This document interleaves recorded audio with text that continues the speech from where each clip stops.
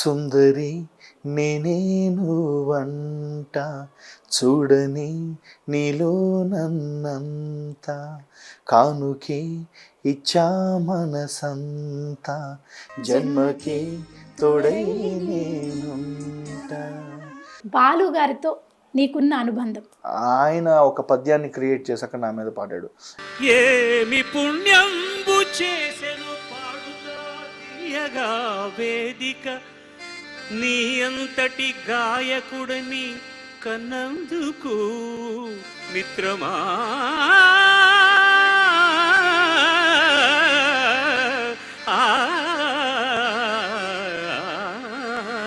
బాలు గారిదే పచ్చబొట్టు పడిపించుకున్నాను. సో ఆ పద్యం మా కోసం ఒకసారి. కింకరుడగు అది అది కాలానుకూలంబుగా.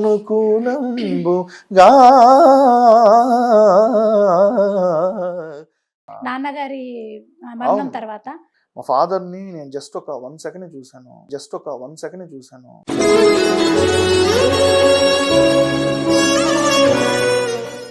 Lyrics, music. నా గానమే నీవేనయా ఓ క్రీస్తు కరుణామయ.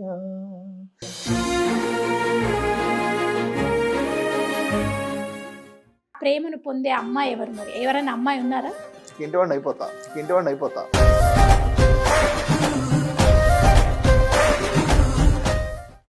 ఇప్పటి వరకు అంటే ఎన్ని సినిమాల్లో పాడడం జరిగింది? గుచ్చుకున్నదే బుజ్జి గుండెకి, గుంజుకున్నదే హాయి చెంతకి. అరే భలే పాడతాడే నాకంటే. వాడు రే నవీన్, ఆ పాట ఒక లైన్, 2 లైన్స్ మాకు. ఓ నీలి మేఘమా నా వైపు చూడుమా, వర్షించు నీ ప్రేమ మధురిమా. Hey viewers, welcome to our channel. నేను మీ సింగర్ శిశిర. సంగీతమే తన ప్రపంచం. అసలు పాట తను స్టేజ్ ఎక్కాడంటే స్టేజ్ దద్దరిల్లిపోవాల్సిందే. పాటే కాదు, తన డ్యాన్స్తో అందరినీ మైమర్పిస్తుంటాడు. అండ్ పాడుతా తీయగా విన్నర్, మళ్ళీ సూపర్ సింగర్ ఫైనలిస్ట్ తనే మన సింగర్ ప్రవీణ్ కొప్పోలు. ఆయన నెల్లూరు ప్రవీణ్ కూడా అంటుంటారు. సో తనతో మాట్లాడేద్దాం. మీరు నాతో పాటు ఉన్నాడు. హాయ్ ప్రవీణ్, ఎలా ఉన్నావు? అంటే చాలా రోజుల తర్వాత మనం కలవడం జరిగింది, చాలా ఏళ్ళ తర్వాత.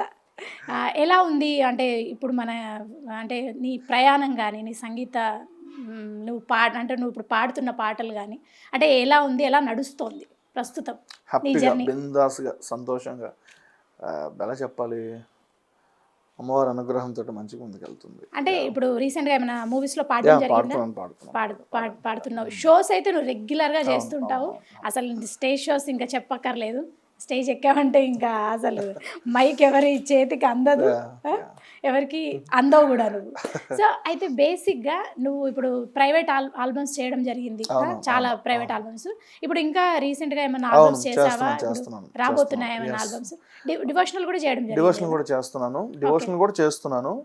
అండ్ ఇప్పుడు మళ్ళీ కొత్తగా ఫోక్ సాంగ్స్ మీద దృష్టి పెట్టాను. ఇప్పటివరకు నేను కొన్ని మెలడీ సాంగ్స్, కొన్ని లవ్ సాంగ్స్, డివోషనల్ సాంగ్స్ చేశాను. కానీ ఇప్పుడు కొత్తగా మళ్ళీ నా మనసులో మెదిలినటువంటి ఒక ఆలోచన ఏంటంటే, నా వాయిస్లో ఫోక్ సాంగ్ని పాడితే నెల్లూరు స్టైల్లో రాయలసీమ స్టైల్లో ఆ యాసలో ఉండేటువంటి ఫోక్ సాంగ్ పాడాలని, నెల్లూరు యాస, ఇలా కొన్ని ప్లేసెస్ కొన్ని యాసలు ఉంటాయి అన్నమాట. ఆ యాసలు తీసుకొని ఆ యాసలో కొన్ని పాటలు రాయించి మంచిగా ఆ ఫోక్ సాంగ్స్ ఉన్నటువంటి పాడాలని కోరిక. అది కార్యరూపం కూడా దాల్చింది. అతి త్వరలోనే మేము ఒక ఫోక్ నెల్లూరు స్లాంగ్ తో ప్రవీణ్ నోట ఒక పాట వినబోతున్నాము, మంచి ఆల్బమ్ సాంగ్. అయితే ఇన్ని ఆల్బమ్ సాంగ్స్ ఇవన్నీ ఓకే. ప్రవీణ్ అంటే ఫస్ట్ మనకి ఒక మంచి పాటతో స్టార్ట్ చేయాలి. యాక్చువల్లీ ప్రవీణ్ అంటేనే పాట, ప్రవీణ్లోనే ఉంది పాట. సో ప్రవీణ్ నుంచి ఒక పాట ఫస్ట్, తర్వాత మనం మాటల్లోకి వెళ్ళిపోదాం. తప్పకుండా.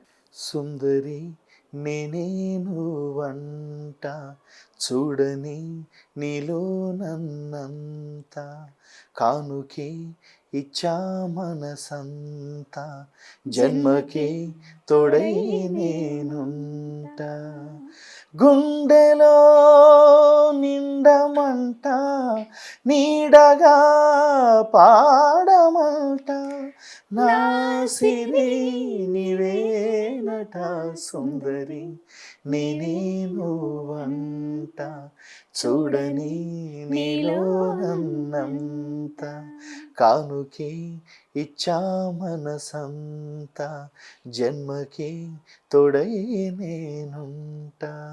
అబ్బబ్బబ్బా. ఇది ఎందుకు పాడాను అంటే నా పాటే నా ప్రపంచం, నా సుందరి నా పాటే.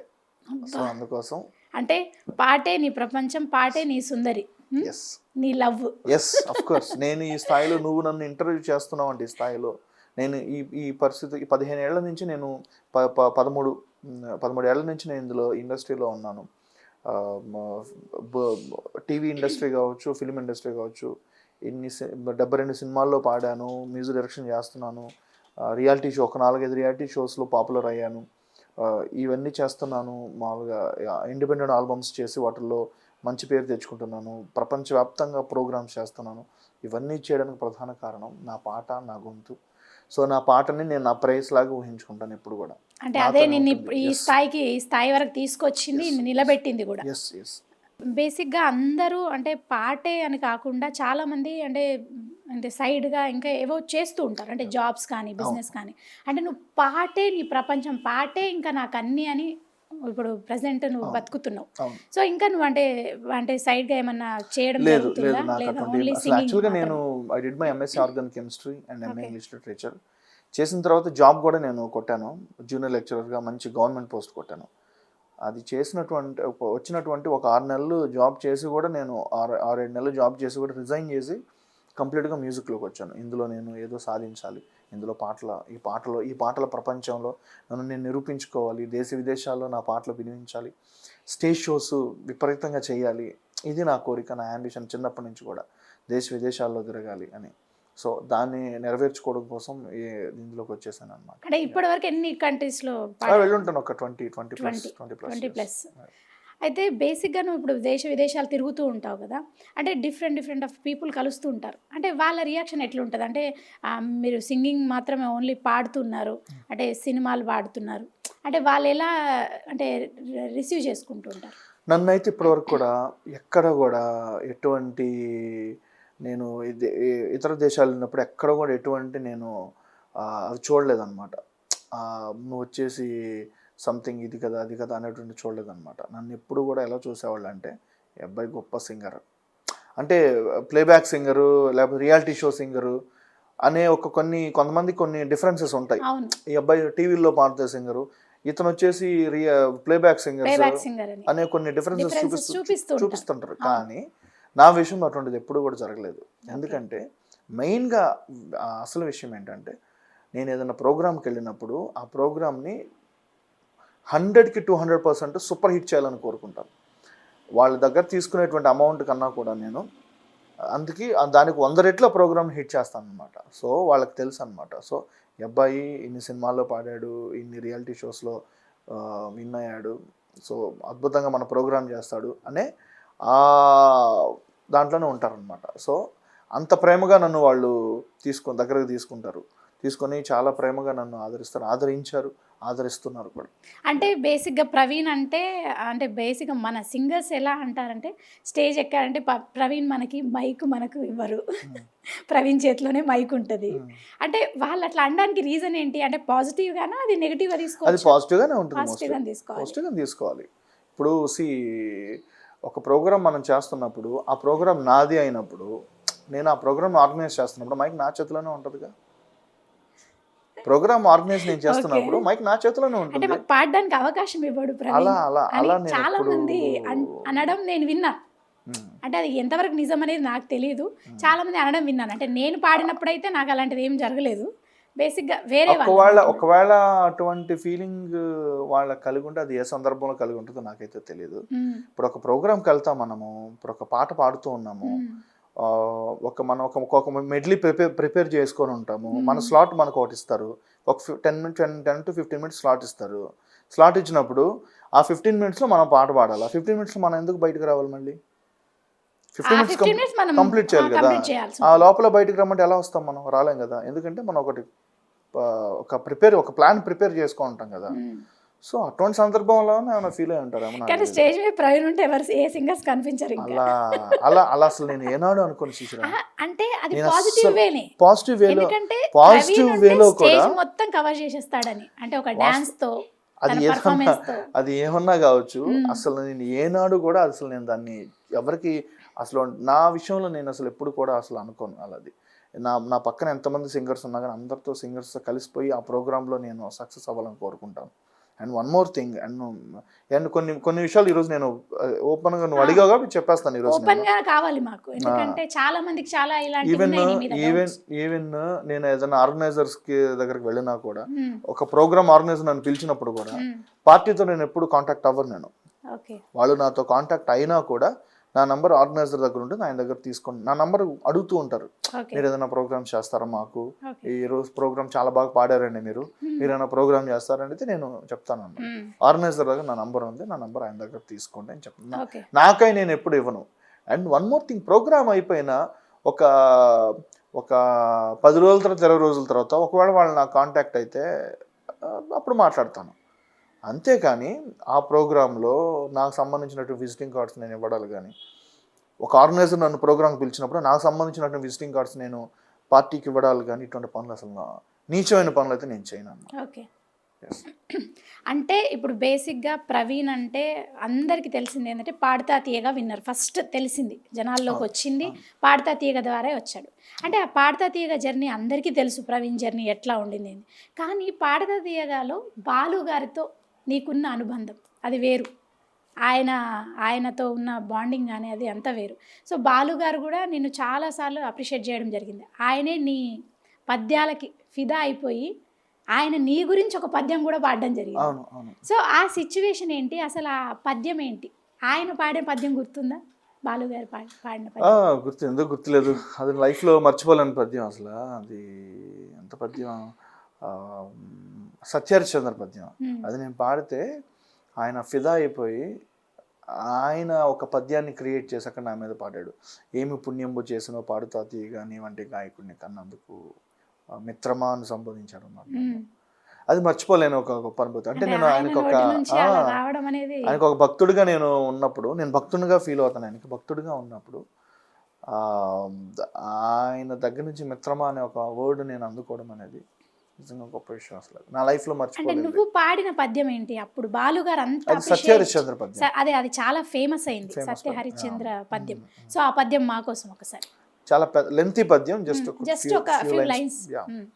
అన్నదమ్ములును అన్నదమ్ములును ఆలు బిడ్డలును కన్న తల్లిదండ్రులును స్నేహితుల్ బంధువుల్ వెంటరారు తుదిన్ వెంట వచ్చునది అదే సత్యము అదే యశస్సు తిరమై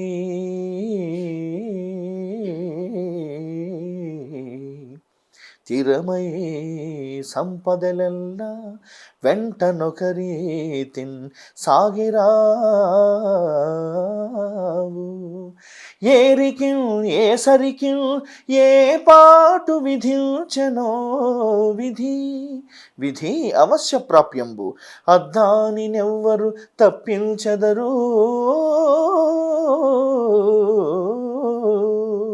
ఉన్నవాడనని గర్వం బేరికి కాదు కింకరుడే రాజగు రాజే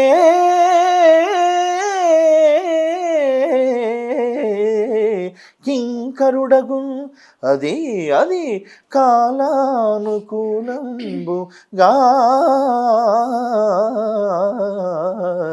ఆ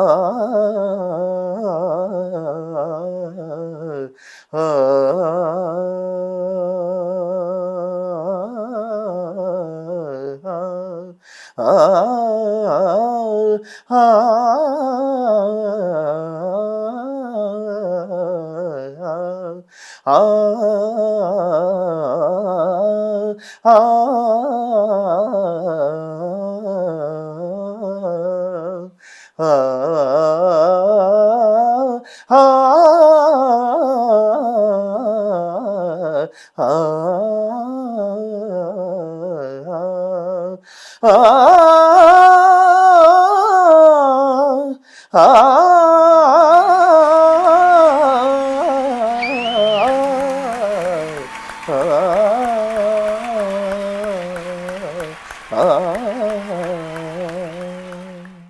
బాబా చాలా అద్భుతంగా ఉంది.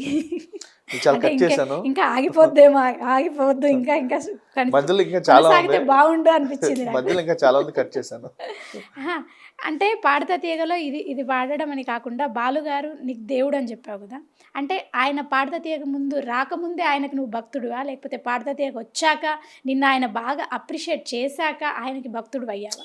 చిన్నప్పటి నుంచి. చిన్నప్పటి నుంచి. నేను సెకండ్ క్లాస్ చదువుతున్నాను. నాకు పాట అనేది తెలిసింది అప్పటి నుంచే. అన్నమయ్య సినిమా వచ్చినప్పుడు నేను సెకండ్ క్లాస్ చదువుతున్నాను. అప్పటి నుంచి అన్నమయ్య ఫస్ట్ నేను నేర్చుకున్న పాట అదివో అల్లదివో సాంగ్. నా లైఫ్లో నేను నేర్చుకున్న మొట్టమొదటి పాట. అప్పుడు ₹2 పెట్టి ఈ రోజ్ కలర్లో కొన్ని సినిమా పాటల పుస్తకాలు అమ్మేవాళ్ళు. ఆ పుస్తకం తెచ్చుకునేవాడిని. అందులో అదివో అల్లదివో అనే కీర్తన నేర్చుకునేవాడిని అనమాట. అప్పటి వరకు నాకు అన్నమాచార్య కీర్తన అంటే కూడా తెలియదు అసలు. తర్వాత ఆ సినిమా చూసిన తర్వాత ఓహో అన్నమాచార్యులు వారు ఒక ఆయన ఉన్నారు, ఆయన వెంకటేశ్వర స్వామి మీద కొన్ని 32,000 కీర్తనలు రాశారు అని తర్వాత తెలిసింది నాకు. అంటే నువ్వు క్లాసికల్ నేర్చుకున్నావు? క్లాసికల్ నేను పెద్దగా నేర్చుకోలేదు. పాడుతదిగా టైంలో కూడా నెల్లూరులో మా గురువు గారు డివి సురేశ్వరరావు గారు ఉన్నారు. వారి వద్ద ఒక 6 months పాటు నేను బేసిక్స్ అయితే నేర్చుకున్నాను. అంటే బేసిక్స్ నేర్చుకోవడం జరిగింది. కానీ ఇలా ఈ ఇంత గమకాలు ఇవన్నీ పాడడం మరి ఎట్లా పాసిబుల్ అయింది? నా సొంత కృషి, అది సొంత ప్రాక్టీస్. అది తర్వాత నా తండ్రి కొప్పోలు శ్రీరాములు గారు ఇచ్చినటువంటి గాత్రం. అంటే ఈ పద్యాల వల్ల అది సాధ్యం. అంటే నాన్నగారు పాడేవారా? అద్భుతంగా పాడేవారు. అద్భుతమైన గాయకుడు ఆయన. కాకపోతే ఆయన వృత్తిరీత్యా డాక్టర్ ఆయన, కానీ ఇలా ఫైన్ ఆర్ట్స్ మీద చాలా ప్రేమ ఉన్నటువంటి వ్యక్తి అన్నమాట. అందుకే ఇంత ఎంకరేజ్ చేశారు. అవును. నేను ఎంకరేజ్ చేశారంటేనే తెలుస్తుంది ఆయనకి ఆర్ట్ మీద ఎంత. ఒకానొక టైంలో నన్ను ఎంత ఎంకరేజ్ చేసినా నేను దీన్ని ఈ మ్యూజిక్ని ఒక ప్రొఫెషన్గా ఎంచుకుంటాను. మా ఫాదర్ కూడా నాకు సపోర్ట్ చేయలేదు. అంటే ఈరోజు ఓపెన్గా చెప్పాలి కాబట్టి చెప్తున్నాను. సపోర్ట్ చేయలేదు. కానీ ఈ మ్యూజిక్లోకి వచ్చిన తర్వాత నేను నిలదొక్కున్నటువంటి పరిస్థితిని చూసి మా ఫాదర్ కూడా ఓకే వీడు ఎక్కడికి వెళ్ళినా బతకగలడు. నేను మా నాన్న కళ్ళ ముందే దేశ విదేశాల్లో తిరుగుతూ ఉండేవాడిని. ప్రోగ్రామ్స్ చాలా బిజీగా ఉండేవాడిని. మా మా ఇంటికి సంబంధించినటువంటి మెయిన్ థింగ్స్ ఏంటంటే మెయిన్ ఒకేషన్స్ ఏంటంటే మా ఇద్దరు అక్కల మ్యారేజెస్ కూడా నేను దగ్గరుండి చేశాను. మా నాన్నకి చాలా అంటే చాలా సహాయపడ్డాను ఆ విషయంలో, ఫైనాన్షియల్గా. అంటే ఒక కొడుకుగా నువ్వు చాలా సపోర్ట్ చేసావు. ఇదంతా నేను సంగీతం వల్ల సాధించగలిగాను. నాకు వేరేది అయితే నేను అంత త్వరగా నేను ఈ ముందుకు రాగలిగేవాడిని కాదేమో, టైం పట్టేదేమో. కానీ సంగీతాన్ని నేను నమ్ముకోవడం వల్ల నేను త్వరగా సక్సెస్ కాగలిగాను. నా ఫ్యామిలీని కూడా త్వరగా నేను పైకి రాగలిగాను అనమాట. అది చూసి మా ఫాదర్ నన్ను ఆనందపడ్డారు అనమాట. ఎస్. ఇప్పుడు చాలా మంది నేను తల్లిదండ్రులను కూడా తప్పు పట్టకూడదు ఇక్కడ. ఎందుకంటే మనల్ని కని పెంచి పోషించి చదువులు చెప్పించి ఇంత దూరం తీసుకొస్తున్నప్పుడు మన మీద సర్వ హక్కులు ఉండేటువంటి మనుషులు ఎవరైనా ఈ ప్రపంచంలో ఉన్నారు అంటే అది తల్లిదండ్రులు ఇద్దరు మాత్రమే. తర్వాత గురువు. ఓకే, మన మీద సర్వ హక్కులు ఉండేది కేవలం తల్లిదండ్రులు మాత్రమే. వాళ్ళు కొట్టినా భరించాలి, తిట్టినా భరించాలి. వాళ్ళు చెప్పిన మాటను కూడా మనం లెక్క చేయకుండా పక్కన పెట్టడానికి వీల్లేదు, తీసుకోవాలి ఖచ్చితంగా. ఎందుకంటే మనల్ని కన్నారు, పోషించారు. సో నేను చెప్పేది చాలామంది కూడా ఇదే అనమాట. మీ ఫాదరు ఒకవేళ మీ మదర్ ఒప్పుకోకపోతే, ఏదైనా మీకు నచ్చినటువంటి రంగంలోకి మీరు వెళ్తుంటే ఒప్పుకోకపోతే వాళ్ళని ఒప్పించి మీరు ఇందులోకి రండి. లేదా అందులో వాళ్ళకి సంబంధించిన దాంట్లో ప్రూవ్ చేసి చూపించి ఎస్ నేను మీకు నచ్చినట్టు ప్రూవ్ చేశాను, నాకు ఇష్టమైన దాంట్లో ఇప్పుడు వెళ్ళాలనుకుంటున్నాను, అందులోకి నేను వెళ్తాను, నన్ను పంపించండి అనేప్పుడు వాళ్ళని మీరు అడగాలి. అంతేగాని తల్లిదండ్రులకు మీరు ఎదురు వెళ్ళకూడదు అని ఇప్పుడు చెప్తూ ఉంటాను నేను. అలాగే నేను మా ఫాదర్తో కూడా అలాగే ప్రవర్తించాను. మా నాన్నకి నచ్చినట్టు చదువుకున్నాను, మా నాన్నకి నచ్చినట్టు జాబ్ తెచ్చుకొని ఆయనకు నచ్చినట్టు ఒక 6-7 months పాటు వర్క్ చేసి, నాన్న నాకు ఇందులో నేను హ్యాపీగా ఉండలేకపోతున్నాను, నా హ్యాపీనెస్ కదా మీరు కోరుకునేది, మ్యూజిక్ ఫీల్డ్లోకి వెళ్తాను, వెళ్ళి అందులో నేను మంచిగా గ్రో అవుతాను, అయిన తర్వాత మీకు నేను చూడండి, అప్పుడు కూడా మీకు సాటిస్ఫాక్షన్ కలగకపోతే నేను మళ్ళీ వచ్చేస్తాను ఇందులోకి అని చెప్పాను అనమాట.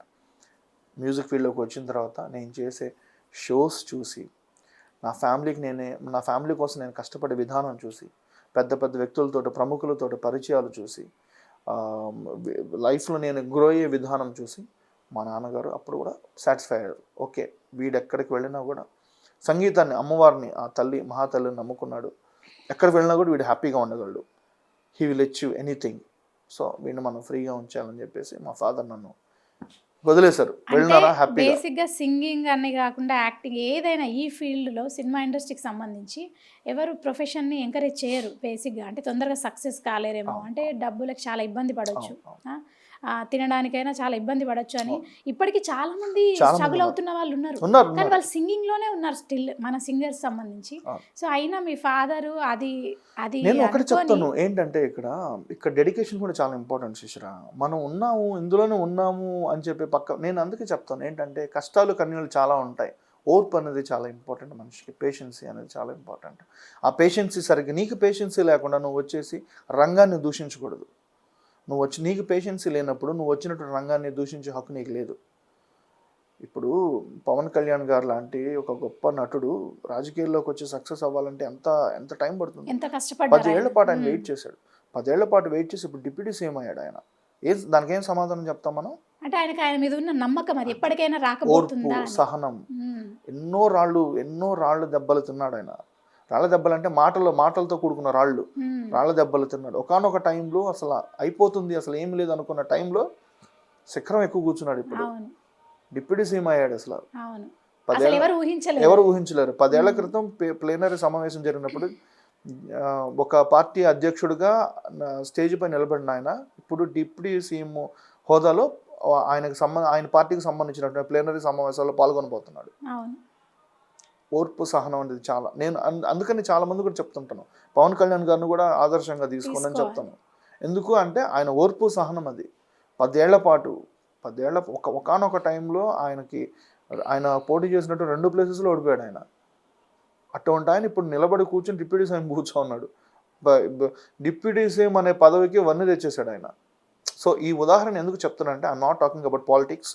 ఉదాహరణకి ఎందుకు చెప్తున్నాను అంటే, ఓర్పు చూసి ఒక ఇన్స్పిరేషన్ గా మనం ఎంచుకున్న రంగంలో ముందుకెళ్ళాలి అంటే ఓర్పు సహనం చాలా ఇంపార్టెంట్. టైం పడుతుంది మనకు రావడానికి కూడా. ఎందుకంటే ఎంతోమంది నీలాగా ఎంతోమంది టాలెంటెడ్స్ ఉంటారు. కొంతమంది నీ జూనియర్స్ కూడా అవకాశాలు వస్తాయి, కానీ వాళ్ళని చూసి నువ్వు ఆధారపడకూడదు. అంతే. ఒక్కొక్కడి యొక్క స్టార్ ఒక్కొక్కటి టైం అన్నట్టు, వాళ్ళకి టైం వచ్చింది, టైం రావడానికి నీకు ఎంత టాలెంట్ ఉన్నా కానీ ఒక టైం అనేది ఉంటుంది. ఆ టైం కోసం నువ్వు వెయిట్ చేయాలి. అది నాకు వయసు అయిపోతుందంటే అదే టైం ఏం చేస్తుంది, నీ టైం వచ్చినప్పుడు ఇస్తుంది నీకు. అప్పటి వరకు నువ్వు రెడీగా ఉండాలి. రెడీగా లేకపోతే ఇంకా అదేం చేస్తే వెళ్ళిపోద్ది. సో విషయం ఏంటంటే, నువ్వు ముఖ్యంగా ఇటువంటి రంగాలను ఎంచుకుంటున్నప్పుడు అన్నిటికీ నువ్వు తెగించి ముందుకు రాగలగాల. శంకర్ మహాదేవన్ గారినే తీసుకో, అంతే. 40 years వచ్చింది ఆయనకి బ్రేక్. ఇప్పుడు ఉన్నారు కదా మన హరిహరన్ గారికి, ఆయన 40వ ఏట ఆయనకు ఒక గుర్తింపు వచ్చిందంట ఒక పాట ద్వారా. 40 ఏళ్ళు అంటే మోస్ట్లీ ఒక 40% లైఫ్ అయిపోయింది. ఎంత లెజెండ్స్ వాళ్ళే అంత వెయిట్ చేశారంటే మనం ఇంకా వాళ్ళని ఇన్స్పిరేషన్ గా తీసుకొని వెయిట్ చేయొచ్చు. చాలా మంది అంటూ ఉంటారు ఏంటంటే, ఇటువంటి రంగాన్ని తీసుకుంటున్నారు కదా, జాగ్రత్తగా ఉండాలి, పక్కన ఒక సైడ్ బిజినెస్ కూడా పెట్టుకోండి, తప్పేం లేదు. కానీ దీన్ని సైడ్ బిజినెస్ చేయకూడదు. దీన్ని సైడ్ బిజినెస్ చేసి నాకు అందులోకి వెళ్ళాను, నా రంగంలోకి వెళ్ళాను, నాకు ఎందుకు వర్క్ నాకు జరగలేదంటే, ఇప్పుడు సంగీతం పాట అంటే సినిమాలో ఒక్కళ్ళ పాడడం కాదు, సినిమాలోనే పాడడం కాదు, పాట అంటే అలరించడం కూడా పాటే. కూడా అనేది కూడా యూజ్ చేయకూడదు మనం అక్కడ. పాట అంటే అందరి కోసం అందరి ప్రజాగాయని అని పేర్లు ఎలా వస్తున్నాయి, ప్రజల కోసం నువ్వు వచ్చేసి నీ ఆర్ట్ని చూపిస్తున్నావు. నేను సినిమాల్లోనే పాడతాను, సినిమాల్లోనే కూర్చుంటాను. సరే, కొన్ని ప్రిన్సిపల్స్ కొంతమంది సింగర్స్ పెట్టుకుంటూ ఉండొచ్చు, నేను కాదని చెప్పను. అంటే ఇందాక నువ్వు అన్నావు కదా, వాళ్ళు సింగర్స్ లాగా ఉండిపోతున్నారు, కష్టాలు కన్నీళ్ళు బాధలు పడుతున్నారు అని చెప్పేసి. కొంతమంది సింగర్స్ ఉన్నారు, వాళ్ళందరూ ఏంటంటే కొన్ని ప్రిన్సిపల్స్ పెట్టుకొని పాడాలనుకుంటున్నారు. కానీ సినిమా ఒక్కటే ప్రపంచం ఏం కాదు. ఒక గాయకుడిగా, ఒక సంగీత కళాకారుడు నువ్వు బయటకు వచ్చినప్పుడు నీకు ప్రపంచమే నీ వేదిక. ప్రపంచంలో మంది మన పాటతో ఆనందపడుతున్నారంటే అది చాలా పెద్ద అచీవ్మెంట్. అంతే కదా. ఇప్పుడు మైకేల్ జాక్సన్ సినిమాల్లో ఎన్ని సినిమాల పాటలు పాడాడు మైకేల్ జాక్సన్? ఎన్ని సినిమాల పాటలు పాడాడు ఆయన? కేవలం 10 ఆల్బమ్స్ 12 ఆల్బమ్స్ చేశాడు ఆయన. అటు మ్యూజిక్ ఆల్బమ్స్. హాలీవుడ్ లో కూడా సినిమాలు ఉన్నాయి కదా, అందులో కూడా కొంతమంది బాగా పాపులర్ అయినటువంటి ప్లేబ్యాక్ సింగర్స్ ఉన్నారు. మైకేల్ జాక్సన్ గారు ప్రపంచం వ్యాప్తంగా ఆయన పాటలు కానీ, ఆయన డాన్సులు కానీ, అసలు సంగీతం అనేది ఒక జీవన వాహిని లాంటిది. ఈ ప్రపంచం ఒక స్టేజ్ అని అనుకున్నప్పుడు నువ్వు ఎక్కడికి వెళ్ళినా కానీ అద్భుతంగా నీ పాటని వినిపించవచ్చు, నీ గళాన్ని వినిపించవచ్చు, ప్రజల యొక్క అభిమానాన్ని పొందొచ్చు. ఇప్పుడు కొంతమంది పౌరాణిక రంగస్థల నటులు ఉంటారు, వాళ్ళు ఏమైనా సినిమాల్లో యాక్ట్ చేస్తున్నారా? కానీ వాళ్ళకి అంత గొప్ప పేర్లు ఎందుకు వచ్చాయి? బండారు రామారావు గారు, డివి సుబ్బారావు గారు, చెంకుర్తి నాగేశ్వరరావు గారు, ది గ్రేట్ షణ్ముఖ ఆంజనేయరాజు గారు, ఈ పేర్లు నీకు తెలుసుంటాయో తెలియదు నాకు తెలియదు, కానీ షణ్ముఖ ఆంజనేయరాజు గారు గ్రేట్ లెజెండరీ రంగస్థల నటులు. ఆయన ఎన్ని సినిమాల్లో నటించారు? ఆయన గొప్ప పౌరాణిక రంగస్థల నటుడు. ఆయన అంత పేరు తెచ్చుకున్నాడు. ఒకటి ఏమంటానంటే, సినిమాల్లో పాడటం ఒక్కటే పరమావధిగా పెట్టుకోకూడదు సింగర్ అనేవాడు.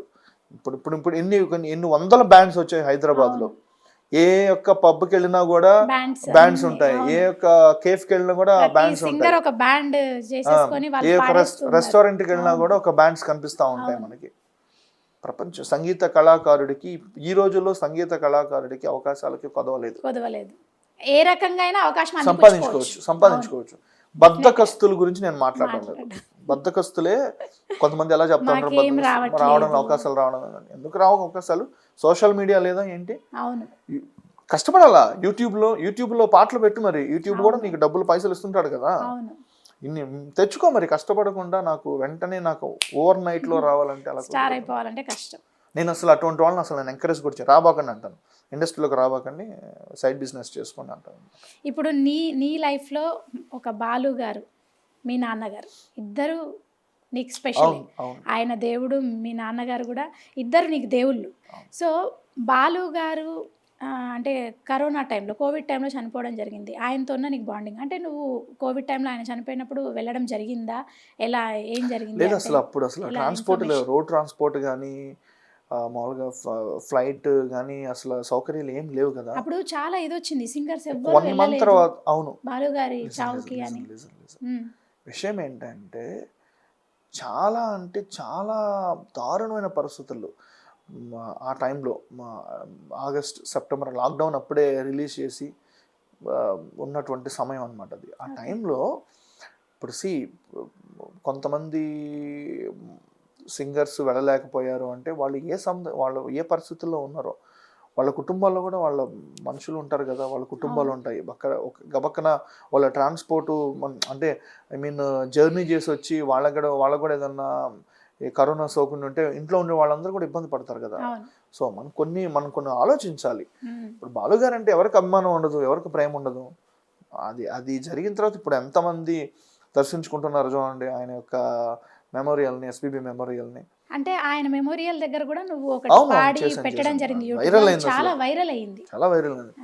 అసలు ఆయనకి నమస్కరిస్తూ నువ్వు అది పాడినది చాలా వైరల్ అయింది. అసలు పెద్ద తమిళ్ ఛానల్స్ కూడా ఒక ఫలానా సింగర్ ఒక పిల్లాడు వచ్చి ఇక్కడ బాలుగారి గురించి ఒక వీడియో చేసిన చూసి పెద్ద వైరల్ అయింది అనమాట. అసలు అది కొన్ని Tamil channels, Kannada channels, Hindi channels, ఎక్కడో నైజీరియాలో ఉండేటువంటి ఒక నైజీరియన్ బాలుగారి అభిమానం ఉంటుంది అతను. ఒక నైజీరియన్ ఈ నైజీరియన్ సింగర్ అతను నాకు మెయిల్ పెట్టాడు. Oh brother, I'm really happy to see SPB sir memorial, I'm a big fan of him. బాలుగారికి బాలుగారు ఈ పాటలు అంటే చాలా ఇష్టం అంట. ఆయనకి హిందీ పాటలు అంటే చాలా ఇష్టం అంట. బాలుగారు మైనే ప్యార్కి కొన్ని సినిమాలు ఉన్నాయి కదా, ఆ పాటలు అంటే బాలీవుడ్ సాంగ్స్, ఎస్పీబీ వాయిస్ అంటే చాలా ఇష్టం అంట. ఆ వాయిస్ కల్చర్ అంటే చాలా ఇష్టం అంట. అతను నాకు మెసేజ్ పెట్టాడు, ఒక అతను పెట్టి నాకు ఆ యొక్క సమాధిని చూపించినందుకు చాలా థ్యాంక్స్ బ్రదర్ అని మెయిల్ పెట్టాడు అనమాట నాకు. సో అంత పాపులర్ అయింది ఆ వీడియో. సో నేను ఆ టైంలో నేనైతే సాహసమే చేశాను. ఆ టైంలో ఒక లాక్డౌన్ వెంటనే క్లోజ్ చేసిన వెంటనే నేను వెళ్ళాను. రిలీజ్ చేసిన వెంటనే వెళ్ళాను, రిలీజ్ చేసిన వెంటనే. అవును, ఆ టైంలో కొంతమంది వెళ్ళలేకపోయారు, ఎందుకంటే వాళ్ళకు ఉన్నటువంటి పర్సనల్ రీజన్స్. నేను అసలు దాని గురించి మనం మాట్లాడడానికి ఏం లేదు, ఎందుకంటే ఎవరి ఫ్యామిలీస్ వాళ్ళకి ఇంపార్టెంట్ కదా. సో పోలేకపోయారు. కానీ తర్వాత చాలామంది సింగర్స్ వెళ్ళి ఆయన్ని చూసి వచ్చారు. అంటే బాలుగారితో నీకు అనుబంధం కానీ బాండింగ్ చాలా ఉంది. అంటే ఎన్ని సంవత్సరాల అనుబంధం అది? ఆయన అంటే నీకు ఎంకరేజ్ చేసేవాళ్ళ, ప్రవీణ్ నువ్వు ఇలా పాడితే తీగ తర్వాత కూడా అనుబంధం కొనసాగింది? అయ్యో అసలు ఏంటి సుశిరా, నా లైఫ్లో నేను ఈ స్థాయికి వచ్చాను అంటే నాకు మా నాన్న జన్మనిస్తే బాలుగారు ఒక రకమైన పునర్జన్మ ఇచ్చాడు సంగీతంలో. ఎందుకంటే ఒక వ్యక్తికి ఒక స్ఫూర్తి ఇవ్వడం కూడా గొప్ప విషయం. అసలు నాకు మా నాన్నగారు అంటే విపరీతమైన ప్రేమ, విపరీతమైన ఇష్టం. I love my dad. కానీ నేను బాలు గారిదే పచ్చబొట్టు పొడిపించుకున్నాను. అవును, నాది కూడా అడుగుదాం ఎందుకు పొడిపించుకున్నాను అంటే నా పాటతోటి నేను ఎప్పుడు ఈ హ్యాండ్ తోటి మనం మైక్ పట్టుకుంటాం కదా, ఇలా ఆయన అలా కనిపించాలని కాదు, ఆయన నాకు శక్తి అవ్వాలని. ఓకే, బాలు గారు ఎప్పుడు అంటే నీ నా పాటలో శక్తి ఉండాలి, ఉండాలి, నా పాటలో ఉండాలని కనిపించాలని కాదు, నన్ను అలాని కాదు. నా బాలు గారు ఈ హ్యాండ్ మీద ఎందుకు వేయించుకున్నాను అంటే ఇక్కడెక్కడ స్పేస్ లేదు, ఇక్కడ ఉంది కాబట్టి ఇక్కడ వేయించుకున్నాను. ఆయన నాకు ఊతం అవ్వాలి, నాకు సపోర్ట్ అవ్వాలి. నా మైక్ ఆయన ఎప్పుడు చూడు, మైక్ లేకుండా ఆయన ఫోటో మనం చూడలేం. అవును, మోస్ట్లీ 70%, 80% విత్ మైకే బాలు గారు ఎప్పుడు కనిపిస్తూ ఉంటారు. సో అలాగే నాకు నా పాటకి నా మైక్కి ఆయన అలా సపోర్ట్ అవ్వాలని నిర్వహించుకున్నాను. అలా ఎస్పీబీ గారు అంత ప్రేమ, పిచ్చి ప్రేమ. అది చిన్నప్పటి నుంచి ప్రేమ తెలిసిపోతుంది, చిన్నప్పటి నుంచి పిచ్చి అనమాట నాకు బాలు గారు అంటే. ఎలా అంటే చిన్నప్పుడు మా నాన్న అడిగేవాడు అనమాట, నాన్న పాటలు పాడాలంటే ఇంత లావు అవ్వాలా అని చెప్పి అడిగి, తెలియదు నాకు, చిన్నపిల్లలం కదా, ఇంత లావు అయిపోవాలా అని అంటే. అంత లావు అయితే అంత గంభీరమైన అంటే అదేం లేదురా, సన్నగా ఉన్నా కూడా పాడతారు, కాకపోతే ఆయన అలా ఉన్నారు అంతే. చూడు పాడుతుంది, అప్పుడు ఓల్డ్ పాడుతుందిగా 98 ఐ థింక్ 97, 98లో అన్నమయ్య సినిమా రిలీజ్ అయింది. అప్పుడు అసలు ఆయన బాలు గారికి విపరీతమైన క్రేజ్ ఉంది. ఇంకా నాన్నగారికి ఇష్టమే, నాన్నగారికి బాగా ఇష్టమైన వ్యక్తి జేసుదాస్ గారు, ఘంటసాల గారు, బాలమురళీ కృష్ణ గారు, వీళ్ళు ముగ్గురు అంటే నాన్నగారికి చాలా ఇష్టం. బాలు గారు కూడా ఇష్టమే. నేనేంటంటే ఇంకా బాలు గారు మాని అనమాట. అదే నువ్వు పాడత తీగల పాడినప్పుడు బాలు గారు అంటే అప్రిషియేషన్స్ కూడా నాన్నగారి రియాక్షన్ ఎట్లుండింది అప్పుడు? ఎప్పుడు కూడా నేను ఇంట్లో బాలు గారి యొక్క ఫోటో పెట్టుకొని ప్రాక్టీస్ చేసేవాడు అనమాట. మా నాన్న చూసి నవ్వుకునేవాడు, వీడు చూడు ఎంత ఇదిగా ఉంటున్నాడు, మనం పురాతన రోజుల్లో విన్నాము, ఏకళ్ళ వీడు ద్రోణాచార్యుని పెట్టుకొని నేర్చుకునేవాడు, వీడు కూడా చూడు ఎలా చేస్తున్నాడు అని చెప్పి అనుకునేవాడు అనమాట మా ఫాదర్. నేను అలాగే ప్రాక్టీస్ చేసేవాడిని బాలు గారి ఫోటో ముందు పెట్టుకొని, పాడుతా తీయకన్నా ముందు. అన్ని అసలు సంగీతం స్టార్ట్ అయిన దగ్గర నుంచి కూడా బాలు గారు ఎక్కడైనా పేపర్స్లో కనిపిస్తే ఆ పేపర్ కట్ చేసుకునేది, ఆ ఫోటో తగిలించుకునేది, అలా ప్రాక్టీస్ చేసేవాడిని. అంత ప్రాక్టీస్ చేసిన ఆ గురి ఉండబట్టే కష్టమైన పాటలు కూడా నేర్చుకోగలిగాను నేను. అంటే ఇంత బాలుగారితో నీకు ఇంత బాండింగ్ కదా, సడన్గా ఆయన చనిపోయిన వార్త వినడం అంటే అది గుండె బద్దలైపోయి ఉంటుంది. అంటే ఆ టైంలో 1 వీక్ పాటు నేను అసలు ఫాదర్ భయపడ్డారు, వీడు అసలు ఏంటి, ఏమైపోతాడో వీడు. రోజు ఏం చేసేవాడిని, కారు వేసుకొని తిరిగేవాడిని అనమాట. అంటే అప్పుడు లాక్డౌన్ టైం కదా, లాక్డౌన్ టైంలో ఒక టైము ఈ టైంలో మార్నింగ్ ఈ టైంలో అని అలో చేసేవాళ్ళు. ఆ టైంలో కారు వేసుకుని తిరిగేవాడిని, కారు వేసుకుని తిరిగి కారులో ఏడ్చుకుంటా ఉండేవాడిని. ఆయన పాటలు వింటూ బాలు గారితో ఆయన ఆత్మ వచ్చి పక్కనే కూర్చొని మాట్లాడుతున్నట్టు ఫీల్ అయ్యి బాలు గారు ఎందుకు వెళ్ళిపోయారు, ఇంత త్వరగా ఎందుకు వెళ్ళిపోయారండి, మీరు ఒక వీడియో నెల్లూరులో ఒక వీడియోలో చెప్పున్నారు, 100 ఏళ్ళు బతుకుతానండి నేను.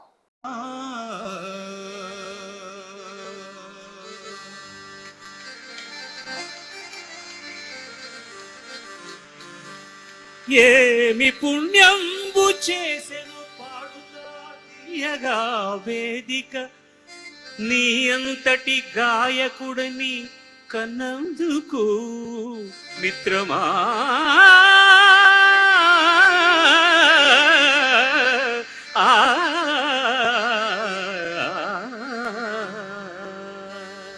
లేరా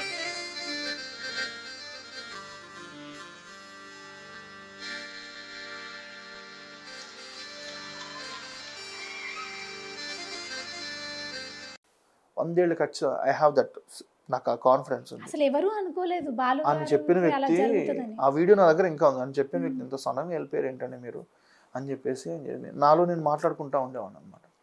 అలా 1 వీక్ పాటు మా ఫాదర్ భయపడిపోయి నాకు ఎవ్రీడే ఫోన్ చేసేవాడు అనమాట. డిప్రెషన్లోకి వెళ్ళిపోతాడు, గంటకు ఒకసారి ఫోన్ చేసేవాడు అనమాట.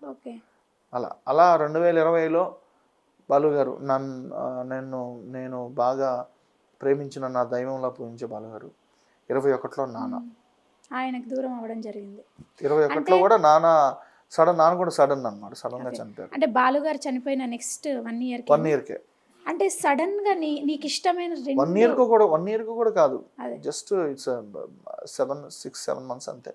అంటే నీకు ఇష్టమైన 2 వ్యక్తులు సడన్ గా అలా చనిపోవడం అంటే అసలు అంటే నువ్వు ఎలా అంటే డిప్రెషన్ లోకి వెళ్ళడం కూడా జరిగిందని చెప్పారు చాలా మంది నాన్నగారి మరణం తర్వాత. అది ఎట్లా బయటికి వచ్చావు అసలు, దాన్ని ఎట్లా ఎలా చెప్పాలి అసలు అంటే ఇప్పుడు తలుచుకుంటుంటే ఒక రకమైన ఎమోషన్ గురవుతుంటాను. మా ఫాదర్ని నేను జస్ట్ ఒక 1 second చూశాను శిశిర. ఎలా జరిగింది అసలు? నాన్నగారికి కరోనా టైము నాన్నగారికి నిమోనియా అటాక్ అయింది అనమాట. నిమోనియా సడన్ అది అటాక్ అవడంతో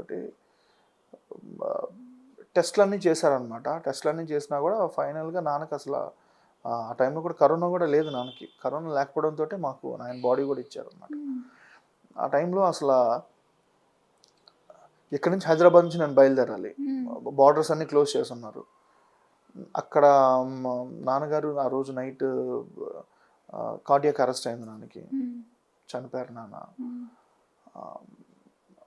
నాన్న చూడాలి ఎలా, అక్కడ మా అక్క వాళ్ళు అందరూ అక్కడే ఉన్నారు అన్నమాట. నేను ఇక్కడి నుంచి పోవడానికి బార్డర్స్ క్లోజ్ చేస్తున్నారు. ఇక్కడ నా కారు వేసుకుని వెళ్ళి మధ్యలో ఆపారు, ఇక్కడ ఏపీ తెలంగాణ బార్డర్లో ఆపారు అనమాట. ఇలా చెప్తే పంపించేసి గుర్తుపెట్టారు నన్ను, మీరు సింగర్ కదా సరే వెళ్ళండి చెప్పన్నారు. వెళ్ళిపోయాను. జస్ట్ 30 seconds చూశాను అంతే మా ఫాదర్ని. 30 seconds తర్వాత నా కోసం మా ఫాదర్ని అలా పెట్టుండారు. 30 seconds తర్వాత నా లైఫ్లో అంటే 1 day అయిపోయిన తర్వాత లేదు, ఆ రోజు నైట్ ఇలా Okay. చనిపోయారు. నైట్ 11కి 11:30కి చనిపోయారు. మార్నింగ్ 7 కల్లా నాన్ని ఓకే సమాధి చేసేసారు అనమాట. జస్ట్ 30 seconds అలా చూశాను. కడుపు రగిలిపోతా ఉంది. ఇంత ఏంటిది, ఈ దారుణం ఏంటో నాకు లైఫ్లో. అంటే నాన్నతో ఆ టైంలో నువ్వు లేవు అనే ఫీలింగ్. హీ జస్ట్ 56 years అంతే, 56 ఏళ్ళు అంతే. అప్పుడు 50 దాటిన తర్వాత మా ఫాదర్ ఒక మాట అన్నారు అనమాట, షష్టి పూర్తి కూడా చేసుకోవాలరా నేను అన్నాడు అనమాట. అటువంటి నాన్న 56 ఏళ్ళకి చనిపోవడంతో నా మనసు వికలం అయిపోయింది అనమాట. నాన్న హెల్త్ ఇష్యూస్ ఏం లేవు, హీస్ పర్ఫెక్ట్ ఆల్ రైట్. అస్సలు సడన్ గా నాన్నకి నిమోనియా అయితే అటాక్ అయింది. అది నాన్న తెలుసుకోలేకపోయారు. డాక్టర్ అయినా కూడా నాన్న అది డయాగ్నోస్ చేసుకోలేకపోయారు. అది కాకపోతే ఈ కరోనా టైంలో ఏంటంటే అది కొంచెం మామూలుగా ఈ సందర్భంలో అయితే ఇటువంటి పరిస్థితుల్లో అయితే నాన్న ఈజీగా హాస్పిటల్స్కి రీచ్ అయ్యి సంథింగ్ ఏదో మెడికేషన్ తీసుకుని అంతా సెట్ అయిపోయేది. కానీ ఆ టైం ఏంటంటే అప్పుడు కూడా బాగా రెస్ట్రిక్షన్ ఉండిందా కరోనా హాస్పిటల్స్, నో హాస్పిటల్స్లో అసలు కంప్లీట్ ఆక్సిజన్ సరఫరా లేవు, వెంటిలేటర్స్ లేవు. 2021 4 ఏళ్ల క్రితం లేదు అసలు ఆ టైంలో. ఇంకా ఆ టైంలో టైం పెరిగే కొద్దీ నాన్నకి అది ఇబ్బంది అయిపోయి ఊపిరి తీసుకోవడం ఎక్కువ అది తీసుకోలేక ఒక సమయంలో ఎంతైనా కానీ బాడీ కదా భరించలేదు, ఎక్కువ కార్డియాక్ అరెస్ట్ అయిపోయింది. నేను ఎంత సిపిఆర్ చేసినా కూడా ఇంకా అక్క వాళ్ళు చేసినా కూడా అది అవ్వలేదు. అలా నాన్నగారిని పోగొట్టుకున్నాను. జస్ట్ ఒక 30 seconds నాన్న చూసి ఆయన ముందు ఆయనకి ఇష్టమైన పద్యాలు ఒక 2-3 పాడాను అంతే. అది నా జీవితంలో నేను బాధపడేటువంటి 2 క్షణాలు ఏంటంటే, ఒకటి నాన్న పోవడం, 2 బాలుగారు పోవడం. అంటే నీ లైఫ్ లో పెద్ద అంటే ఒక పెద్ద దెబ్బ అది. 2 కూడా పెద్ద దెబ్బ. చాలా లైఫ్ ని 2 సపోర్టర్స్ ని 2 పిల్లర్స్ లాగా చాలా అంటే బాలుగారితో ఎలా అంటే ఈ పాడుతుంది అయిపోయిన తర్వాత కూడా బాలుగారితో అమెరికా వెళ్ళినప్పుడు ఆయన వెనకాలే ఉండేవాడిని, ఆయన తోకలా ఉండేవాడిని, ఆయన బ్యాగ్ పట్టుకొని మోసేవాడిని అలాగా. అంటే అంత ఇష్టం నాకు ఆయన. ఆయన అలా ఏమనిపించదు ఆయనతో, అంటే మీ నాన్నతో ఎలా ఉండేవాడు బాలుగారితో చెప్పేవాడు అనమాట. అందరి ముందు ఐ లవ్ యూ సార్ అని చెప్పేవాడు అనమాట. ఆయన కూడా చాలా ప్రేమగా దాన్ని తీసుకుని ఐ లవ్ యూ టూ అని చెప్పాడు. ఆయన నీకు నుదుటి మీద ముద్దు పెట్టడం జరిగింది. అవును నేను చెప్పాను అనమాట. నాకు తెలియదండి, నాకు తెలిసిన ఏకైక సింగింగ్ సూపర్ స్టార్ మీరే నాకు లైఫ్లో. మిమ్మల్ని ఇన్స్పిరేషన్గా, మిమ్మల్ని మొండిగా వచ్చేసాను ఇందులోకి, మిమ్మల్ని దృష్టిలో పెట్టుకొని నేను ఈ సింగింగ్ ఫీల్డ్ ఎంతవరకు వెళ్తాను నాకు తెలియదు, కానీ సంగీతం అనేది నాకు ఆత్మానందాన్ని ఇచ్చింది. ఇప్పుడు ఒక మనిషి దేనికోసం బ్రతుకుతాడు? ఒక ఆత్మానందం కోసం బ్రతుకుతాడు. ఎగ్జాక్ట్లీ. నువ్వు ఎన్ని కోట్లు సంపాదించినా, ఎన్ని లక్షల కోట్లు సంపాదించినా, నువ్వు ఎంత బిల్డింగ్స్ కానీ ఏం చేసినా కూడా సెల్ఫ్ సాటిస్ఫాక్షన్, ఆత్మానందం లేకపోతే ఇంకా మనము అంటే హ్యాపీగా ఉండలేము. అది వేస్ట్. ఇంకా నువ్వు ఎంత సంపాదించినా కూడా వేస్ట్. వేస్ట్. కానీ నాకు సంగీతం అనే ఒక అంశం అనేది నా లైఫ్లో ఒక ఆనందాన్ని తీసుకొచ్చింది, ఒక ప్రపంచాన్ని పరిచయం చేసింది నాకు. ఒక ఒక ఒక దాన్ని ఏమంటారు, ఇక్కడ ఒక బావిలో ఉన్నటువంటి నాలాంటి ఒక వ్యక్తికి, నాలాంటి ఒక అర్భకుడికి ప్రపంచాన్ని పరిచయం చేసింది సంగీతం. అటువంటి సంగీతానికి ఇన్స్పిరేషన్ ఎవరంటే బాలసుబ్రహ్మణ్యం గారు. అటువంటి వ్యక్తి చుట్టూ నేను ఎలా తిరిగానంటే, ఒక గింజలు వేస్తే పక్షులు ఎలా తిరుగుతాయి అలా తిరిగా. అంటే చక్కెర వేస్తే చీమలన్నీ అంతే. అంటే సరే అలాగన్నా అనుకోండి, బెల్లం లాగా ఎప్పుడు అంత ఇదిగా అంత పిచ్చిగా ఉండేవాడు అనమాట, అంత ప్రేమ. అది కాకుండా అయస్కాంతం ఆయన అంటే వన్ మోర్ థింగ్, నాకు మ్యూజిక్ రాకపోయినా కూడా నేను ఎలా నేర్చుకునేవాడిని అంటే బాలుగారి పాటల్ని పిన్ టు పిన్ ఆయన ఎలా గమ్మకం అంటాడు. ఆ బాలుగారు కూడా ఒక సందర్భంలో చెప్పాడు, పాటలు పాడడం చాలా ఈజీ కానీ ఒక సింగర్ యొక్క డైనమిక్స్ని కూడా ఫాలో అవ్వడం చాలా కష్టం. అదే నేను ఎగ్జాక్ట్లీగా ఫాలో అవుతావు, నా డైనమిక్స్ కూడా ఎగ్జాక్ట్లీ ఫాలో అవుతావు నేను చెప్పున్నారు అనమాట. అంత ఇష్టం బాలుగారు అంటే నువ్వు బాలుగారిని అంత ఇష్టపడడం వల్లనో లేక అంటే నువ్వు అలా పాడతావు, కానీ చాలామంది ఏమంటారంటే ప్రవీణ్ కొన్ని బాలుగారిని ఇమిటేట్ చేస్తూ పాడతాడేమో అనిపిస్తుంది అంటారు. అది విషయం ఏంటంటే చెప్తాను. ఏ సింగర్కైనా కూడా మనం పాడుతున్నప్పుడు ఆ ఇన్ఫ్లుయెన్స్ ఉంటుంది.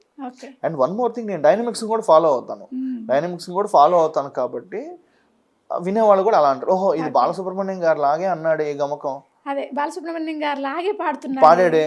ఇప్పుడు అంతే కదా, నాకు ఇప్పుడు మనం దాన్ని ఏమంటారు, ఒక రైలు పట్టాలు వేసి ఉంటాము, ఆ రైలు పట్టాలకి ఒక వే అని చెప్పి క్రియేట్ చేసి ఉంటారు.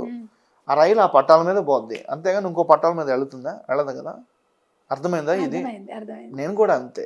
ఎలా అంటే ఒక సింగర్ని మనం ఆదర్శంగా తీసుకుని వెళ్తున్నప్పుడు అతను ఎలా పాడుతున్నాడో అలాగే పాడాలని కోరుకుంటాం మనం ఏదో చేస్తా, ఇంప్రూవైజేషన్స్ కూడా కొన్ని చేస్తూ ఉంటాం, మనకు నచ్చిన ప్లేస్లో చేస్తూ ఉంటాం. బాలుగారు కూడా అప్పుడప్పుడు ఉంటారు, ఇంప్రూవైజేషన్స్ చేయాలి, ధైర్యం చేయాలి, కానీ చెడగొట్టకూడదు పాటను అంటూ ఉంటారు. నేను కూడా ఇంప్రూవైజేషన్స్ చేస్తాను, కానీ బాలుగారు ఎలా పాడారో అలాగ పాడాలంటేనే నాకు ఇష్టం. బాలుగారిని మించి మనం ఇంకేం చేయలేము అనుకున్న పరిస్థితుల్లో ఉంటాను నేనైతే. ఆయన అద్భుతంగా ఇచ్చేస్తుంటాడు ఆ పాటకి, చేయలేము. నేను ఒక నిదర్శనం, ఒక పాటకి, ఒక సినిమా పాటకి బాలుగారితో 2011-12 ఆ టైంలో ఒక చిన్న సినిమా కోసము ఒక మ్యూజిక్ డైరెక్టరు చెన్నైలో ఒక రికార్డింగ్ తీసుకెళ్ళాడు నన్ను. ఆయనతో కలిసి పాడావా? వెళ్ళాను చూడండి. బాలుగారు చూసిన వెంటనే అప్పుడు పాడుతూ తీగ విన్ అయ్యి ఉన్నాను మనం. అంటే బాలుగారు చూసి వెంటనే దగ్గర తీసుకొని అంటే సార్ ఆయన మ్యూజిక్ డైరెక్టర్తో వచ్చాను సార్, నేను ఆయన సినిమా సార్ అంటారు, నేను మిమ్మల్ని చూడడానికి వచ్చాను సార్ అని చెప్పాను. ఓకే అని చెప్పన్నాడు.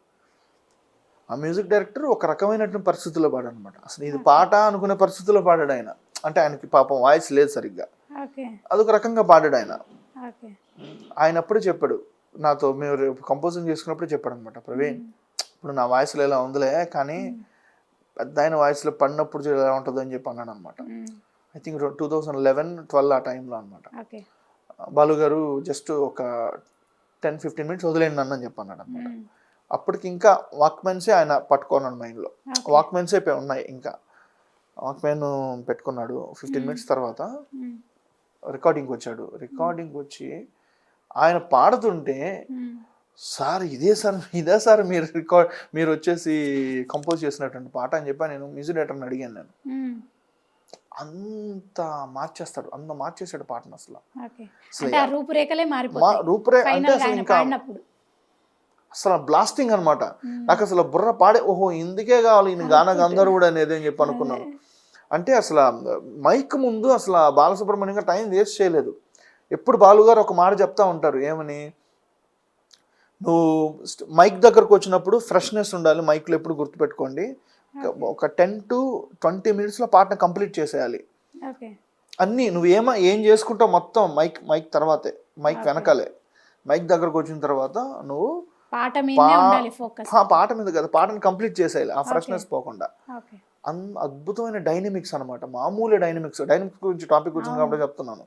ఎలా ఉంటాయంటే ఆయన డైనమిక్స్, ఒక మ్యూజిక్ డైరెక్టర్ వచ్చేసి ఒక 10% చెప్తే 10కి ఇంకొక 110% కలిపి పంపించేస్తాడు అనమాట.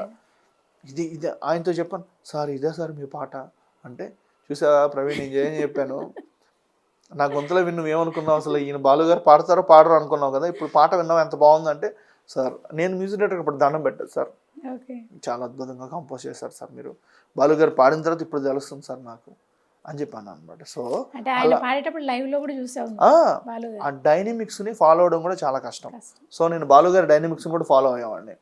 బాలుగారనే కాదు, ఏ సింగర్ పాడతాడో ఆ సింగర్ యొక్క డైనమిక్స్ నేను ఖచ్చితంగా ఫాలో అవుతాను. అప్పుడు యేసుదాస్ గారి పాడినా కూడా, కిషోర్ కుమార్ పాటలు పాడినా కూడా, మహమ్మద్ రఫీ పాటలు పాడినా కూడా ఆ డైనమిక్స్ నేను ఫాలో అవుతాను. ఎందుకంటే స్టేజ్ పైన మనం పాడుతున్నప్పుడు ఖచ్చితంగా ఆ సింగర్కి సంబంధించినటువంటి డైనమిక్స్ని మనం పాడకపోతే ఈ అబ్బాయి సరిగ్గా పాడలేదని అనేస్తారు. ఆ పాటకి అందం కూడా రాదు. ఎందుకంటే ఆల్రెడీ ఆ వాయిస్ లో కొన్ని వందల సార్లు వేల సార్లు ఆ పాటలు వినేసి ఉంటారు. మనం ఏదో కొత్తగా చేయాలని చేస్తే ఏమవుతుంది అంటే, అక్కడ మనం పేరు తెచ్చుకోవడం చాలా ఇంపార్టెంట్. స్టేజ్ పైన ముఖ్యంగా స్టేజ్ షోస్ లో మనం పేరు తెచ్చుకోవడం అనేది చాలా ఇంపార్టెంట్. మన యొక్క సొంత ప్రయత్నాలు, ఇంప్రొవైజేషన్స్ అన్ని పక్కన పెడితే, ఈ అబ్బాయి ఈ పాటకి న్యాయం చేశాడు అనుకుని తెచ్చుకోవాలన్నమాట. తెచ్చుకోవాలి అంటే ఖచ్చితంగా పాట ఎలా ఉందో అలా పాడాలి. పాట ఎలా ఉందో అలా పాడాలి అంటే ఆ సింగర్ యొక్క, ఆ ఒరిజినల్ సింగర్ యొక్క డైనమిక్స్ మనం ఖచ్చితంగా ఫాలో అవ్వాలి. సో నేను అలా ఫాలో అవుతాను కాబట్టి చాలామంది ఏమంటారంటే, బాలుగారులా పాడతాడు ఈ అబ్బాయి అని చెప్పి అంటారు. ఓకే, అంటే ఇప్పుడు నాన్నగారు పోయాక అంటే మీ ఆర్థిక పరిస్థితి ఎట్లా ఉంది? అంతా బాగానే ఉంది కదా? మొత్తం అంతా నువ్వే చూసుకుంటున్నావు మొత్తం? All happy. ఇక్కడ అస్సలు అదే చెప్తున్నాను కదా, సంగీతాన్ని నమ్ముకున్న తర్వాత, సంగీతంలోకి వచ్చిన తర్వాత నేను చాలా డెవలప్ అయ్యాను. ఎటువంటి ఇబ్బందులు లేకుండా ఆనందంగా హాయిగా ఉన్నాను. ఓకే, ఇప్పుడు చంద్రబోస్ గారితో నీ రిలేషన్ ఎట్లా ఉంది? అంటే చంద్రబోస్ గారితో కూడా రెగ్యులర్గా కలుస్తూ ఉంటావు కదా? Great man, great legendary lyricist, గొప్ప మీద జ్ఞాపక శక్తి అద్భుతం ఆయనది. ఆయన అసలు చేతిలో పేపర్ కూడా పెట్టుకోరు అనమాట, అనర్గళంగా మాట్లాడేస్తానే ఉంటారు. అసలు అది చెప్తున్నాను కదా, ఆస్కార్ వేదిక మీద ఆయన నమస్తే అని ఒక మాట అన్నారు, ఒక తెలుగు మాట, నమస్తే అని అన్న మాట. Love you all, thank you, నమస్తే. నిజంగా ఇప్పటికీ చూస్తుంటే గూస్ బంప్స్ అనిపిస్తూ ఉంటుంది అనమాట. ఆయన ఒక పాట గురించి చెప్పారనమాట, అదేం పాట అది, మౌనంగాని ఎదగమని సాంగ్. ఆ పాట గురించి ఆయన చెప్తూ ఒక సందర్భంలో ఆయన యొక్క జీవిత చరిత్ర గురించి చెప్పారు. నేను ఇలా ఫైల్స్ పట్టుకొని స్టూడియోల చుట్టూ తిరిగేవాడిని, వెళ్ళి నా పాటలు వినండి అని చెప్పనేవాడిని. అంత త్వరగా నాకు అవకాశాలు రాలేదు, కానీ ఒకానొక టైంలో నేను రాసినటువంటి పాటలకు మంచి గుర్తింపు రావడంతో అక్కడి నుంచి నేను ముందుకొచ్చి నా యొక్క రచయితగా నేను వచ్చేసి బాగా ఎస్టాబ్లిష్ అయిన తర్వాత, ఒకసారి సింహావలోకనం మొత్తం అంతా చేసుకుంటే ఇంత కష్టపడ్డాను కదా నేను అనిపిస్తూ ఉంటుంది నాకు. కష్టపడింది ఏది రాదు, ఏది ఊరకే ఎవ్వరు కూడా రారు. ఆస్కార్ వేదిక మీద నేను ఆ అవార్డు తీసుకుంటున్నప్పుడు కూడా ఆ జ్ఞాపకాలన్నీ నాకు గుర్తొచ్చాయని చెప్పి అన్నారు అనమాట. ఆయన ఏ ఆర్టిస్ట్ అయినా బాగా ఎంకరేజ్ చేస్తారని విన్నాను నేను. ఎవరిని అలా మాట్లాడరు, చాలా బాగా మాట్లాడతారంట, వెళ్తే రిసీవ్ చేసుకోవాలి. ఆయన వచ్చింది ఆ కష్టాల నుంచి వచ్చిన వ్యక్తి కాబట్టి ఆయనకు తెలుసు ఆ కష్టం, ఆర్ట్ యొక్క కష్టం ఏంటో ఆయనకు బాగా తెలుసు. నేను ఎన్నోసార్లు మా గురుగారిని సంబోధిస్తూ ఉంటాను, నన్ను కూడా చాలా ప్రేమగా పలకరిస్తూ ఉంటాను. ఆయన నా పాటను కూడా రిలీజ్ చేశారు ఒక సందర్భంలో, వినాయకుడు పాటని రిలీజ్ చేశారు. ఒక జీసస్ క్రైస్ట్ మీద ఒక పాట రాశాను నేను, నేనే పాడాను, నేనే మ్యూజిక్ చేశాను. దానికి కూడా నాకు బాలుగారు ఇన్స్పిరేషన్. బాలుగారు క్రీస్తు గానసుధ అని ఒక క్యాసెట్ని వేటూరు సుందరమూర్తి గారు చేత రాయించి బాలుగారే ప్రొడ్యూస్ చేసి బాలుగారే దాన్ని రిలీజ్ చేశారు అనమాట. అది ఇన్స్పిరేషన్ నాకు. అదొక 2 లైన్లు డెఫినెట్గా. అయితే ఆ పాటను వినిపిస్తే ఆయన అడిగారు అనమాట, ఎంత ఆ పాట విని ఆయన అసలు ఆనందం ఉప్పొంగిపోయింది అనమాట. అబ్బా ఎంత బాగా కంపోజ్ చేశారు ఆ పాట అని చెప్పి అన్నారు అనమాట. అంత ప్రేమగా చూస్తారనమాట. అది జీసస్ క్రైస్ట్ మీద లిరిక్స్, మ్యూజిక్ అన్నీ నువ్వే, సింగర్ ఆల్ రౌండర్.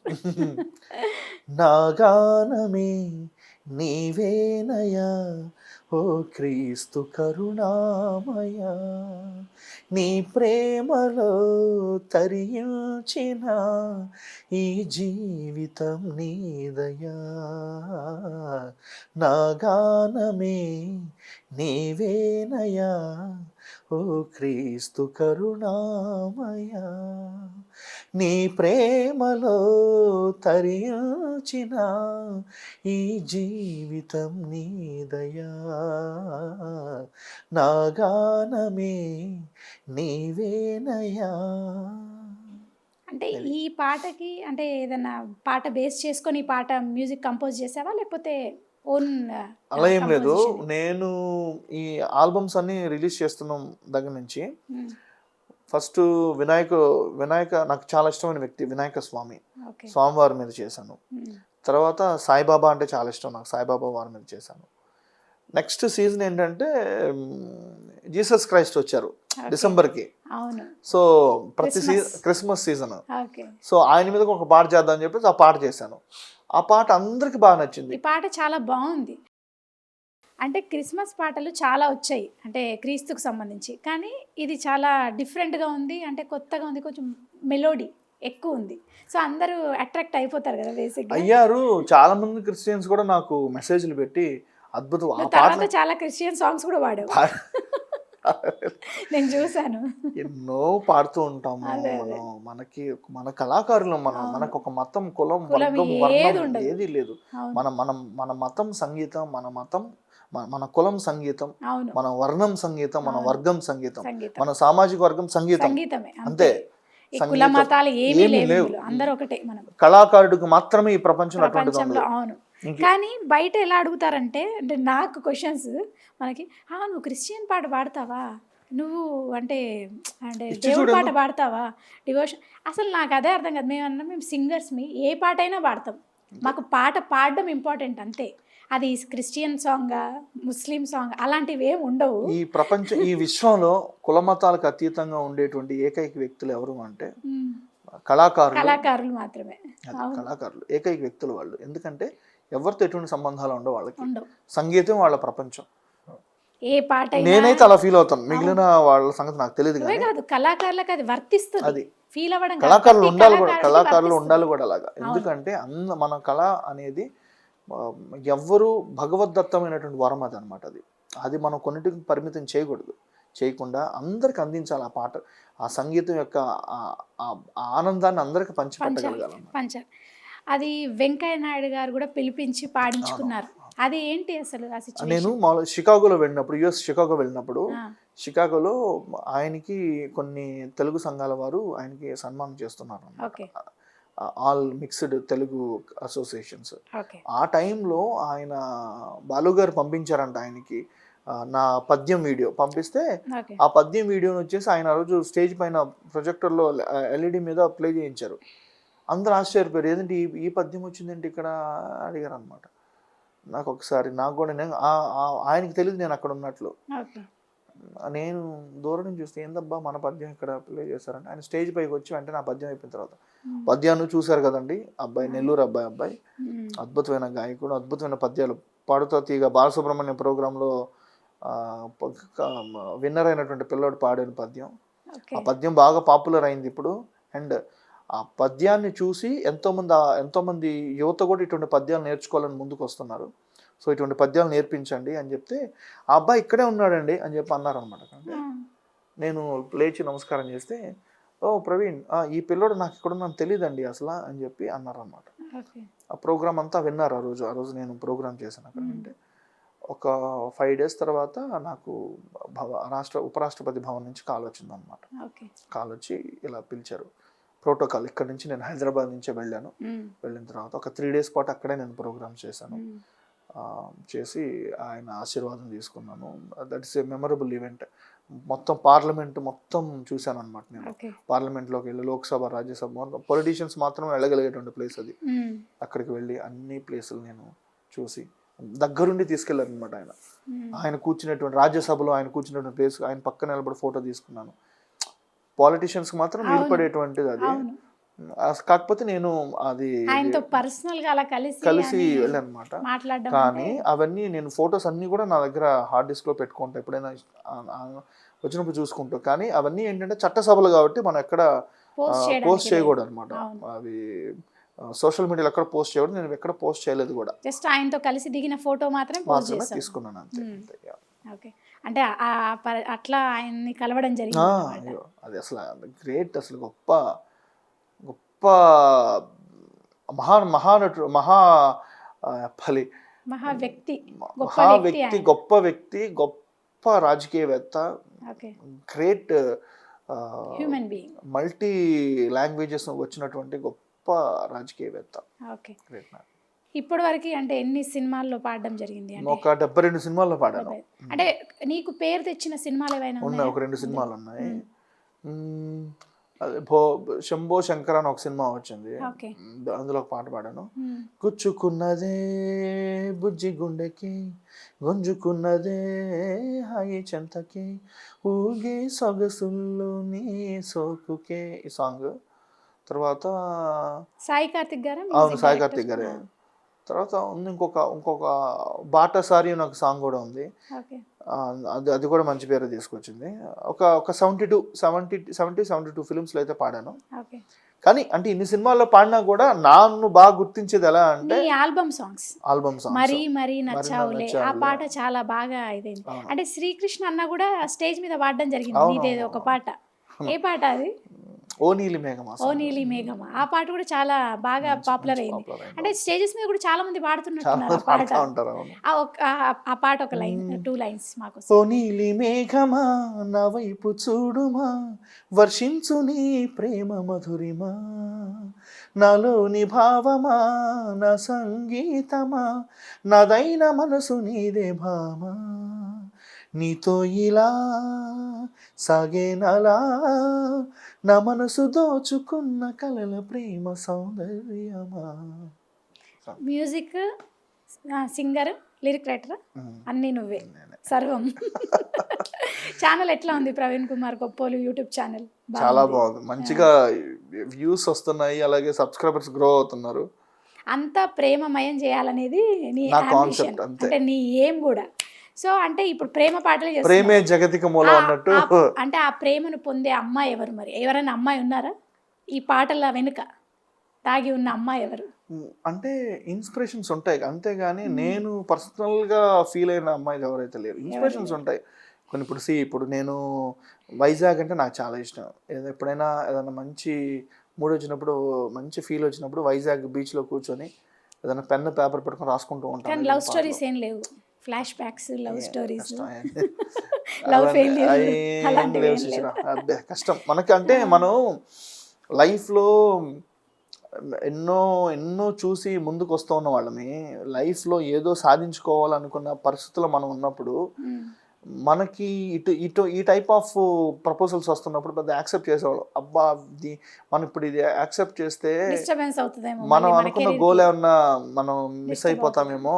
అండ్ అది కాక మనకి వెనకాల చాలా రెస్పాన్సిబిలిటీస్ ఉన్నాయి. ఒక ఇంట్లో 2 ఆడపిల్లలు ఉన్నారు అంటే వాళ్ళకి పెళ్లిళ్ళు చేయాలి అంటే అసలు చాలా రెస్పాన్సిబిలిటీస్ ఉంటాయి. ఆ రెస్పాన్సిబిలిటీస్ ముందు ఇవన్నీ చాలా కష్టం.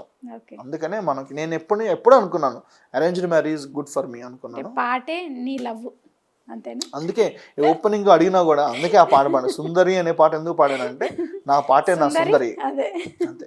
మరి అంటే అందరికి ఉన్న డౌట్, మరి మా ప్రవీణ్ పెళ్లి ఎప్పుడు చేసుకుంటాడు అని. ఇయర్ 2025 మార్చి లోపల అయిపోద్ది. అవునా?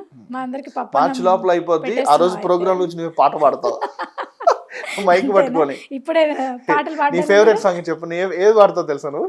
దోమలు దోమలు. ఓకే, ఇప్పుడు ఆ పాట మనకి లైవ్లో ప్యారడీ సాంగ్. ఓకే, అయితే ప్రవీణ్ పెళ్ళి అయితే ఇంకా నెక్స్ట్ ఇయరా, నెక్స్ట్ మంత్? మార్చ్ ఇయర్ 2025 ఇంటి అయిపోతా. ఓకే, ఇప్పుడు మనకి ర్యాపిడ్ ఫైర్ క్వశ్చన్స్ అంటే నేను ఇలా అడుగుతాను, ఇలా ఆన్సర్ చెప్పేయాలి అంతే. దానికి మాకు ఎలాంటివి సాగదీయొద్దు, ఓన్లీ ఒకటే మాటలు చెప్పేయాలి. అవునా? కొన్ని కుదరవేమో, బట్ విల్ ట్రై. కానీ మేము నీ నుంచి అలాంటి ఆన్సర్ ఎక్స్పెక్ట్, ఎందుకంటే మా ప్రవీణ్ అంటే ఎక్స్ప్లెనేషన్ ఇస్తారని మాకు తెలుసు, ప్రతి దాని వివరణ ఉంటుంది. కానీ మాకు ఈరోజు వివరణ వద్దు, ప్రవీణ్ ఒక్క మాటలో చెప్తే ఎలా చెప్తాడని చూడాలి. సో అందుకే ర్యాపిడ్ ట్రై చేస్తాను. ఓకే చలో నీ ఫస్ట్ పేమెంట్ 500. 500. ఓకే అంటే నిన్ను బాగా అంటే నేను హర్ట్ చేసే విషయాలు ఏంటివి? మనిషి టాలెంట్ తెలియకుండానే కొంచెం అతను అండర్ ఎస్టిమేట్ చేయడం, ఓకే అది నాకు బాగా అసద్ది. ఒక రకంగా కొంచెం కోపం కూడా తెప్పిస్తుంది అనమాట. అంటే అతని యొక్క బలాలు తెలియకుండానే, అతని యొక్క టాలెంట్ తెలియకుండానే అతని యొక్క వాలకం చూసేసి అండర్ ఎస్టిమేట్ చేస్తూ ఉంటారు కొంతమంది. అది నచ్చదు నాకు. అంటే ఇంట్లో తెలియకుండా నువ్వు చేసిన పనులు? క్రికెట్ ఆడటం. క్రికెట్ ఆడటం అంటే ఇంట్లో ఇష్టం ఉండదు కదా? వీరేంద్ర సెహ్వాగ్ అంటే చాలా ఇష్టం నాకు. Okay 10th class examinations, pre examinations ముందు కూడా నేను స్కూల్ ఎగ్గొట్టి క్రికెట్ ఆడేవాడిని. But I'm very good student. Okay నువ్వు కార్ డ్రైవ్ చేస్తావు కదా, అంటే నువ్వు ఫాస్ట్గా అంటే నువ్వు డ్రైవ్ చేసిన ఫాస్టెస్ట్ స్పీడ్ ఏంటి? 100 అంతే. 100 దాటి ఎప్పుడు వెళ్ళలేదు కూడా. అంటే నేను సిటీలో తిరుగుతుంటాను కాబట్టి మోస్ట్లీ. ఇంకా ఓఆర్ఆర్ మీద 100 కంటే ఇప్పుడు 120 చేసినట్టున్నారు, అది 100. సిటీలో మనం అంత ఫాస్ట్గా వెళ్ళడానికి కూడా కొన్ని సందర్భాల్లో సహకరించదు. నీకు బాగా అంటే నచ్చే meme page? Comedy meme pages. Meme page అంటే ఏ పేజ్ అంటే ఇష్టం బాగా నువ్వు ఫాలో అయ్యేది ఉంటుంది కదా? అలా అంటే ఏం లేదు, మనం ఏ కామెడీ మీమ్ పేజ్ ఉంటే స్క్రోల్ చేస్తూ ఉంటాం కదా. ఓకే అంటే అంటే నాకన్నా తోపు వీడు అని అనిపించింది ఎవరిని చూసినప్పుడు అనిపించింది నాకంటే తోపు? అలా అంటూ కంపారిజన్ ఎప్పుడైతే చేసుకోలేదు నేను. నాతో పాటు సింగర్స్ లో అయినా పర్లేదు, సింగర్స్ లో ఎప్పుడు కంపేర్ చేసుకోలేదు నేను. చేసుకుంటే మనశ్శాంతి ఉండదు అసలు. అంటే అరే భలే పాడతాడే నాకంటే, అంటే భలే నాకంటే నేను ఎప్పుడు అనుకోలేదు. ఒక సందర్భంలో అయితే అనుకున్నాను, డాన్స్ విషయంలో అయితే అనుకున్నాను. ఒక డాన్స్ విషయంలో నా ఫ్రెండ్ ఒక అబ్బాయి నాకన్నా అద్భుతంగా డాన్స్ చేశాడు కాలేజ్ డేస్ లో. అబ్బాయి పేరు వచ్చేసి నవీన్ రెడ్డి. వాడు రే నవీన్ హాయ్, బాగా డాన్స్ చేశారు ఆ టైంలో. ఓకే తోప్ డాన్సర్ అనిపించిందా? టైం ట్రావెల్ చేసి ఫ్యూచర్లోకి వెళ్తే నిన్ను ఎక్కడ చూడాలి అనుకుంటావు? అంటే నేను ఆ ప్లేస్లో ఉండాలి, టైం ట్రావెల్ చేసి ఫ్యూచర్లోకి వెళ్తే నేను ఈ ప్లేస్లో ఉండాలి అంటే ఏ ప్లేస్లో ఉండాలనుకుంటావు? ఆస్కార్ వేదిక మీద అట్లా మన చంద్రబాబు గారు నమస్తే అన్నట్టు అనాలని కోరిక. ఓకే ఫ్యూచర్లోకి వెళ్తే అంటే జిడ్డుగాడు వీడు అని ఎవరిని చూస్తే అనిపిస్తుంది నీకు? అంటే ఎవరైనా కానీ ఫ్రెండ్స్లో కానీ ఎవరైనా అంటే బా జిడ్డు అసలు వదలడు అని, అది అమ్మాయి ఆర్ అబ్బాయి ఎనీవన్. కొంతమంది ఉంటారు అప్పులు అడిగేవాళ్ళు, పైసలు అడిగేవాళ్ళు. కొంతమంది ఉంటారు వాళ్ళు నా దగ్గర ప్రస్తుతానికి లేవురా బాబా అన్నా కూడా నన్ను డబ్బులు ఎక్కువ హింసిస్తూ ఉంటారు. అలా చాలా మంది ఉన్నారు. వాళ్ళందరూ జిడ్డుగాడు. అంటే వాళ్ళకి తెలుసు అన్నట్టు ప్రవీణ్ దగ్గర డబ్బులు అమ్మాయిలు కావచ్చు అబ్బాయిలు కావచ్చు చాలా మంది ఉన్నారు. డబ్బులు ఎక్కువ ఉన్నాయని కాదు, నేను వచ్చేసి ఇబ్బందుల్లో ఉన్నా కూడా నన్ను డబ్బులు అప్పు అడుగుతూ ఉంటారు. నాకు అదే ఒక తలకాయ, అదొక ఇబ్బంది. ఇప్పుడు ఈ రోజులను కాదు, కాలేజ్ డేస్ లో కూడా అటువంటి జరుగుతున్నాయి నాకు. అంటే ఇంట్లో తెలియకుండా నువ్వు చేసిన పని, చిలిపి పని, ఎనీథింగ్? ఇంట్లో తెలియకుండా, ఇంట్లో మోస్ట్లీ అన్ని ఇంట్లో తెలిసిపోతూ ఉంటాయి. ఇంట్లో తెలియకుండా చేసిన చిలిపి పని అంటే cricket ball కొనడమే.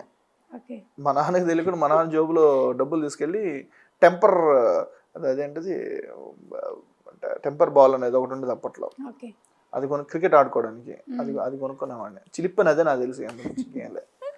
True or falls, నిజమా అబద్ధమా అంతే? నీకు కోపం బాగా ఎక్కువ అని అంటుంటారు. ఫాల్సా? అంటే నువ్వు చాలా శాంతపరుడువా? అంటే పొగరు వల్లే చాలా పాటలు వదిలేసుకున్నావు. ఫాల్స్. ఓకే నేనున్నంత డౌన్ టు ఎర్త్గా చాలా మంది ఉండరు. ఓపెన్గా చెప్పేస్తాను, నేనున్నంత డౌన్ టు ఎర్త్గా చాలా మంది ఉండరు అసలు. వాళ్ళు కెమెరా ముందే చాలా చాలా ఇదిగా మాట్లాడతారు, వెనకాల వాళ్ళకు ఉన్నంత యాటిట్యూడ్ ఎవరికి ఉండదు. నేను చూస్తున్నాను అది. బట్ నేను రెండిట్లో సమానంగానే ఉంటాను. ఓకే పైకి కనిపించే ప్రవీణ్ వేరు, లోపల ఉన్న ప్రవీణ్ వేరు. 50% ట్రూ, 50% ఫాల్స్. ఓకే అది 50% ట్రూ ఎందుకు అంటున్నాను అంటే, నా హృదయంలో చాలా బాధలు ఉన్నాయి, చాలా సాధించుకోవాలి, వాటిని కొన్ని నేను అందుకోలేదని కొన్ని బాధలు కొన్ని ఉన్నాయి అన్నమాట. అవి బయటికి నేను ఫాల్స్ లేదు, చాలా బాగానే ఉన్నాను, చాలా నేను నచ్చినట్టే కొన్ని ఉన్నానని చెప్పేసి, నాకు నచ్చినట్టు కొన్ని సాధించుకున్నాను అని చెప్పి చెప్తా ఉంటాను. కానీ నా మనసులో చాలా ఉన్నాయి, నా మనసు ఇన్నర్ ఫీలింగ్స్ చాలా ఉన్నాయి. ఇన్నర్లో హృదయంలో చాలా గోల్స్ సాధించుకోవాలి, అవి కొన్ని అవి సఫలం అవడం లేదు, కొన్ని విఫలం అవుతున్నాయి అన్ని బాధలు నాకు చాలా ఉన్నాయి అన్నమాట. కానీ వాటిని బయటికి చూపించాను నేను, అది చూపించకుండా స్పోర్టివ్గా ముందుకు తీసుకుని వెళ్తూ ఉంటాను. అది ఓకే. స్వీట్స్ బాగా తింటావు. లడ్డు నా ఫేవరెట్, ట్రూ. అది తిరుపతి లడ్డు. స్వామివారి లడ్డు అంటే పిచ్చి నాకు ఇంకా. అదే అంటే నువ్వు పాడేటప్పుడు చాలా మంది ప్రపోజ్ చేశారని విన్నాం. ట్రూ. ఓకే. అంటే ఇప్పటివరకు నీకు అసలు ఒక్కరు కూడా లేరా? ట్రూ. నీ లైఫ్లో అమ్మాయి? ఓకే. అంటే బేసిక్గా దానికి కూడా ఎక్స్ప్లెనేషన్ ఇస్తాను, ఎందుకు ఇస్తాను అంటే చెప్పాను కదా, అది ఒక ఇంట్లో ఇద్దరు ఆడపిల్లలు ఉన్నప్పుడు మనం ఆ ఇంట్లో ఉన్న అబ్బాయి మగపిల్లడు చాలా రెస్పాన్సిబిలిటీ ఉండాలి, చాలా ఒళ్ళు దగ్గర పెట్టుకో ఉండాలి. వాడు ఏదైనా చిన్న ప్రాబ్లం వచ్చినా వాళ్ళ పెళ్ళిళ్ళకైనా ఇబ్బందులు అవుతాయేమో అని ఆలోచించేటువంటి వ్యక్తిని అనమాట నేను. సింగర్స్ అన్నారు కదా స్టేజ్ మీద ప్రవీణ్ అంటే ఆ స్లాట్ అని 15 minutes అని చెప్పావు, కానీ అలా కాకుండా ప్రవీణ్ మాకు అంటే ప్రవీణే మొత్తం స్టేజ్ అంతా ఆక్యుపై చేస్తాడు, అంటే మాకు కొన్నిసార్లు మైక్ వచ్చే అవకాశం ఉన్న ప్రవీణ్ ఇవ్వడు అనేవి కూడా చాలా విన్నాను నేను. అంటే అవి ఎంతవరకు నిజం? వాళ్ళన్నీ అబద్ధాలు చెప్తున్నారు. ఒకవేళ అది నువ్వు కూడా సింగర్వే కాబట్టి నీ దాకా వచ్చిందంటే ఖచ్చితంగా అది అబద్ధమే ఉంటుంది. విషయం ఏంటంటే మనం ఒక ప్రోగ్రామ్కి వెళ్ళినప్పుడు ఖచ్చితంగా ప్రోగ్రామ్ని హైలైట్ చేయాలని కోరుకుంటాము. ఆర్గనైజర్ లీడ్ తీసుకోమని చెప్తుంటారు మనకి, చెప్తున్నప్పుడు మనం లీడ్ తీసుకుని మన ప్రోగ్రామ్ చేయడం తప్పే ఉంది. అందులో మనం ఏదైనా కానీ కొంచెం దూసుకొని పోయేటువంటి మనస్తత్వం ఉండాలి ఇటువంటి మీడియా ఫీల్డ్లో. అంటే వాళ్ళు పెద్ద సింగర్స్ అయినా కూడా అసలు నేను అలా ప్రవర్తించను కూడా. మోస్ట్లీ 100% అలా ప్రవర్తించను. ప్రవీణే ఎక్కువ ప్రోగ్రాము మనం సక్సెస్ చేయాలి. అండ్ నా ప్రోగ్రామ్ అయితే నేను మైక్ ఖచ్చితంగా నా చేతిలోనే ఉంటుంది. వేరే వాళ్ళకి నేను ప్రోగ్రామ్కి వెళ్ళినప్పుడు ఆ ప్రోగ్రామ్ని ఎంటర్టైన్ చేయాలన్న దృష్టితోటి మనం ఏదో 4-5 చేస్తూ ఉంటాం అన్నమాట. అలా నీతో ఎవరైతే అటువంటి మాటలు చెప్పుంటారో ఆ టైంలో వాళ్ళు ఏమన్నా అఫెండ్ అయి ఉండొచ్చు, అరే మనం చేయలేకపోతున్నాం, ఈ పిల్లాడు చేస్తున్నానని చెప్పేసి నా మీద ఏమైనా జలస్ పడి ఉండొచ్చు. అది కామనే కదా. ఇప్పుడు అద్భుతంగా నువ్వు పక్కన పాడుతున్నావు అంటే నీ ఖచ్చితంగా నీ అపోనెంట్ ఖచ్చితంగా దీన్ని చూసి ఏమన్నా జలస్ పడి ఉండొచ్చు. 100కి ఒక 50% జలస్ పడేటువంటి ఛాన్సెస్ ఉన్నాయి. అలాగే ఇటువంటి మాటలు నిజంగా నువ్వు నాతో కలిసి ఎన్నో షోలు చేస్తున్నావు కదా, నువ్వు ఎప్పుడైనా గ్రహించావా? నువ్వు అటువంటి ఎప్పుడైనా ఫైర్ బ్రాండ్ నువ్వు యాక్చువల్గా your a fire brand. I know about you. చాలా చాలా ఉన్నట్టు మాట్లాడే తత్వం ఉన్నటువంటి దానివి, మంచి మనసు ఉన్న దానివి. నాకు తెలిసిన నా సింగర్స్ ఫ్రెండ్స్ అందరిలో కూడా you are one of my best friend అనమాట. నీవు నాతో ఎలా ఉండేదానివి స్టేజ్ పైన నీకు తెలుసు, నేను ఎలా ఉండేవో నీకు తెలుసు. నా నుంచి అటువంటిది ఎప్పుడు నువ్వు ఫేస్ చేయలేదు. నీలాంటి వ్యక్తి అటువంటిది ఫేస్ చేయలేదు అంటే మిగిలిన వాళ్ళు ఎందుకు ఫేస్ చేస్తారు? చేయరు కదా. వాళ్ళు ఖచ్చితంగా ఇంకా ఇటువంటి మాటలు చెప్పారు అంటే ఎక్కువ ప్రోగ్రామ్స్ చేస్తున్నారు, అట్లా జెలస్ ఫీల్ అయి ఉంటారు అంటావు. మరి అంతే కదా. అయితే డెఫినెట్గా అది ఆ మాట నీకు విన్నప్పుడు కూడా నీకు కూడా అనిపించి ఉండాలి కదా శిశిరామ్. అవును, ఖచ్చితంగా అనిపించింది. కాబట్టి ఇప్పుడు ఆ ప్రవీణ్ని అది అసలు ఏంటి అని తెలుసుకుందామని ఇప్పుడు అడగడం జరిగింది. అంటే ఇప్పుడు నీ ఫ్యూచర్ గోల్స్ ఏంటి, నెక్స్ట్ ఏం చేద్దాం? రాబోయేటువంటి 5 yearsకి ఒక కొన్ని గోల్స్ అయితే పెట్టుకున్నాను. ఇండిపెండెంట్ ఆల్బమ్స్, ఫోక్ సాంగ్స్ బాగా చేయాలని, ఒక వరల్డ్ టూర్ కూడా ప్లాన్ చేశాను. అవి కూడా మొత్తం అన్ని అమెరికా టూర్ కావచ్చు, ఆస్ట్రేలియా టూర్ కావచ్చు, తర్వాత సింగింగ్తోనే కొన్ని ఫోక్ జానర్స్ తోటి కంప్లీట్గా రూరల్ ఏరియాస్లో బ్యాండ్ ప్లానింగ్ ఉంది. డెఫినెట్గా ఉంటాం. రూరల్ ఏరియాస్కి వెళ్ళిపోయి ఆ సంబంధించినటువంటి ఆ యొక్క ఆ రూరల్ ఏరియాస్కి సంబంధించిన యాసలని, ఆ యొక్క భాషని, ఆ టైప్ ఆఫ్ జోనర్స్ తోటి, అదే తెలంగాణ స్లాంగ్ లో, రాయలసీమ ఆ స్టైల్లో కొన్ని పాటల్ని తయారు చేసుకుంటున్నాను. డిఫరెంట్ కాన్సెప్ట్ కూడా ఇది. దీంతో పాటు నాకు ఇష్టమైనటువంటి పద్యాలు, ఆ పద్యాలను కూడా మళ్ళీ నేను కొత్తగా ప్రజెంట్ చేయబోతున్నాను. ఆల్రెడీ కొన్ని చేశాను ఇంతకుముందు, ఇప్పుడు మళ్ళీ కొత్తగా చేయబోతున్నాను. వీటితో పాటు సినిమా అవకాశాల కోసం కూడా ప్రయత్నిస్తున్నాను. అందరిని వెళ్ళి అడుగుతున్నాను, నాకు అవకాశాలు ఇవ్వండి అని అడుగుతున్నాను. సో అన్ని రకాలుగా సెట్ రాబోయే 25 yearsలో సెట్ చేసుకుంటున్నాను. నువ్వు ఇంకా నువ్వు అనుకున్నవన్నీ సాధించాలని, నీ గోల్ రీచ్ అవ్వాలని మనస్ఫూర్తిగా కోరుకుంటున్నాం మేము. నా తరఫున, మా ఛానల్ తరఫున థ్యాంక్ యూ సో మచ్. నీ ఇంత అమూల్యమైన సమయం మాకు ఇచ్చినందుకు thank you so much. Okay, thank you.